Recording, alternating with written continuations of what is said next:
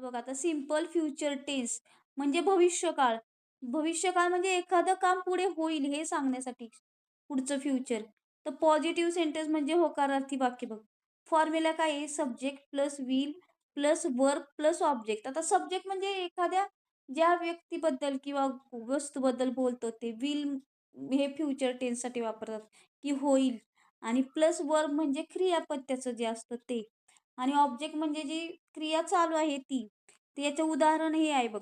I will study म्हणजे मी अभ्यास करेल. He will play cricket. तो क्रिकेट खेळेल. They will go to school. ते शाळेत जातील. We will drink T.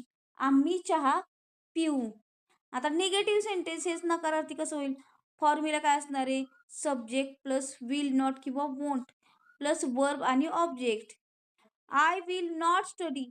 मी अभ्यास करणार नाही. He will not play cricket. तो क्रिकेट खेळणार नाही. They will not go to school. ते शाळेत जाणार नाहीत. आता याचं क्वेश्चन कसं तयार करता येईल? फॉर्म्युला म्हणजे कसा आहे त्याचा? वी प्लस सब्जेक्ट वर्ब आणि ऑब्जेक्ट. Will you study?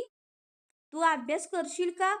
कधीही प्रश्न तयार करताना त्याचं जे वर्बचं जे जोडीला असतं म्हणजे प्रेझेंटमध्ये जसं भूतकाळ जसं आपण आधी केलं त्याप्रमाणे ह्याच्यात विल वापरतात म्हणून विल स्टार्टला वापरायचं, सुरुवातीला वापरायचं.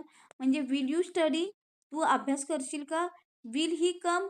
तो येईल का? Will they play cricket? ते क्रिकेट खेळतील का? मग आता आपण स्वतः मनाने इंग्रजीत भाषांतर करायचंय मराठीतून, की मी उद्या अभ्यास करेन. तो उद्या शाळेत जाणार नाही. तुम्ही उद्या याल का? आम्ही क्रिकेट खेळू. ती चहा पिणार. हे तुम्ही सांगून मला पाठवायचं आहे.